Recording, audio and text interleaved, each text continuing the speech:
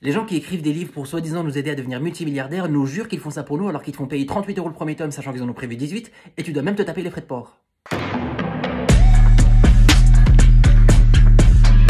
En général, ces livres sont écrits par les mêmes qui postent des pavés de motivation sur les réseaux t'expliquant comment ils ont réussi à faire comprendre aux petits titouans qu'il fallait qu'ils considèrent davantage le centre de loisirs comme un team building et non des vacances.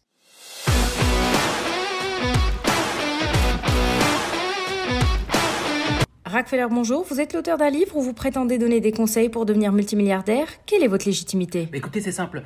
Vu que je me suis fait tout seul, je me suis dit qu'il était tout naturel pour moi de... Excusez-moi. Pardon, est-ce qu'on peut reprendre plus tard? Ah, vous êtes là. Bonjour et bienvenue dans la trop petite librairie, votre émission littéraire hebdomadaire. Eh bien bonjour, comme je le disais, bienvenue dans la trop petite librairie. Aujourd'hui, nous avons la chance d'avoir deux invités. Dans un premier temps, Alain. Alain, bienvenue. Vous êtes une des rares personnes en France à avoir lu plusieurs fois À la recherche du temps perdu du formidable Marcel Proust. Là où bon nombre d'entre nous cherchent encore le moment opportun pour s'y mettre. Racontez-nous dans quelles circonstances ça s'est fait. Quelle est cette force proustienne qui vous a permis de le faire? Le chômage. C'est cocasse. Eh bien, je le disais, nous avons un deuxième invité en la personne de Gaël Faye. Bienvenue. Lorsqu'on m'a donné votre nom, je pensais que c'était un bienveillant hommage à l'écrivain Gaël Faye. Mais visiblement non, vous vous appelez ainsi car vous avez failli écrire un livre, n'est-ce pas? Oui, tout à fait. Ma volonté de base était de... Pour le coup, vous avez failli faire une phrase. Bonsoir et bienvenue dans Voyage au début de la nuit, l'émission qui vous fait fantasmer, qui vous fait lire, l'émission qui vous fait lire.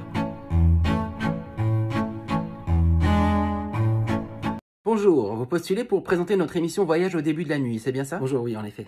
Très bien, sachez que nous recherchons des lectrices et des lecteurs avec un savoir riche en matière de littérature classique, mais aussi contemporaine. Quel est votre principal atout? Je suis beau gosse. Vous commencez demain. Eh bien bonjour, bienvenue dans la trop petite librairie. Nous nous retrouvons encore aujourd'hui avec Gaël Faye, bienvenue. Je rappelle que vous vous appelez ainsi car vous avez failli écrire un livre et nous vous avions reçu la semaine dernière, justement, vous aviez failli faire une phrase et nous souhaitions en connaître la suite. Oui, tout à fait, c'est-à-dire qu'il y a quelque chose qui est arrivé dans ma vie qui m'a motivé à écrire. Cet événement, c'est...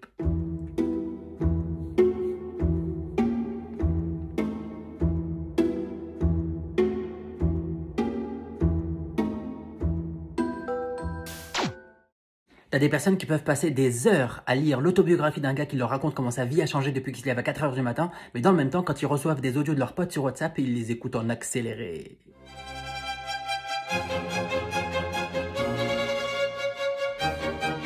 En vrai, quand j'entends des gens me dire qu'ils adorent lire des autobiographies, je peux pas m'empêcher de penser que c'est sûrement les mêmes qui prenaient un malin plaisir à lire le journal intime des autres quand ils avaient le dos tourné. Alors évidemment, j'ai rien contre les autobiographies, hein. J'aime beaucoup les Confessions de Rousseau, Une vie de Simone Veil ou encore Total Recall de Schwarzenegger dans un autre registre. C'est juste que j'en lis beaucoup moins que les autres genres. C'est que quand j'en lis, j'ai l'impression d'être un peu le psy de la personne qui écrit. Sauf qu'à la fin, c'est moi qui ai définitivement besoin d'un psy.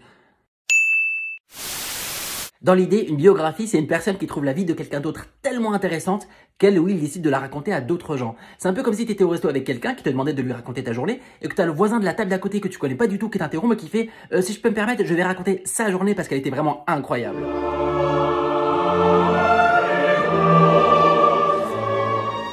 Il y a des biographies, elles sont tellement passionnantes et bien réalisées que tu te dis j'aimerais bien que la personne qui a écrit ça fasse aussi mon CV. Je suis sûr qu'elle rendrait très inspirant le fait que je suis passé par 150 établissements scolaires différents.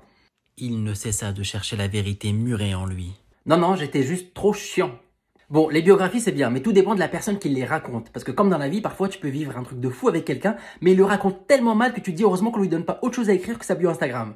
Bon, finalement, les biographies c'est vraiment indispensable. Sinon, comment on ferait pour en apprendre autant sur les grandes figures de ce monde?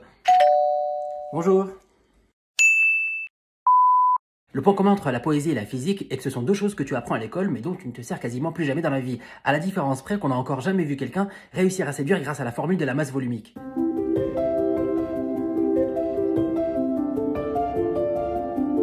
La poésie est un des plus beaux genres littéraires, qui sait décrire les sentiments et l'esprit comme aucun autre, mais c'est paradoxalement aussi le moins populaire. Tu sais, la poésie c'est un peu cette petite verrine au lait de coco au fond de la table dans un apérodinatoire, tout le monde passe devant mais personne n'ose vraiment en prendre.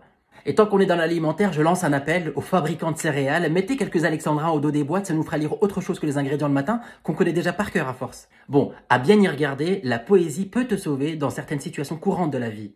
Bonjour, je viens pour un contrôle fiscal car vous avez omis de déclarer certaines choses. Alors là, monsieur l'agent du fisc, je suis vraiment désolé, c'est juste un oubli de ma part. Nietzsche n'a-t-il pas dit que tout acte exige l'oubli ? Bon bah dans ce cas ça va. Je vais donc aller voir le contrevenant suivant, un physicien. Il y a quand même des livres pour enfants qui sont réservés à la tranche 0-2 ans. 0-2 ans. Alors, je veux bien qu'on vive une époque où les enfants sont précoces, mais à moins de 2 ans, si tu sais lire le visage de tes parents, c'est déjà pas mal.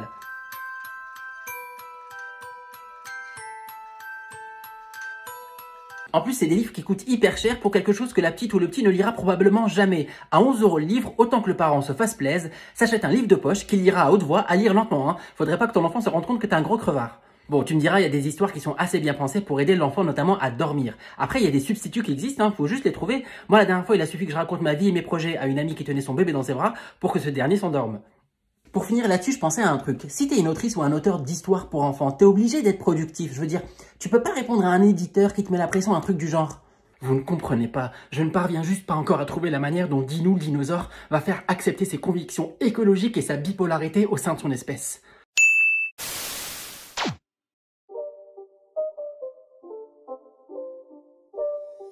It's not a game, it's a rich thing.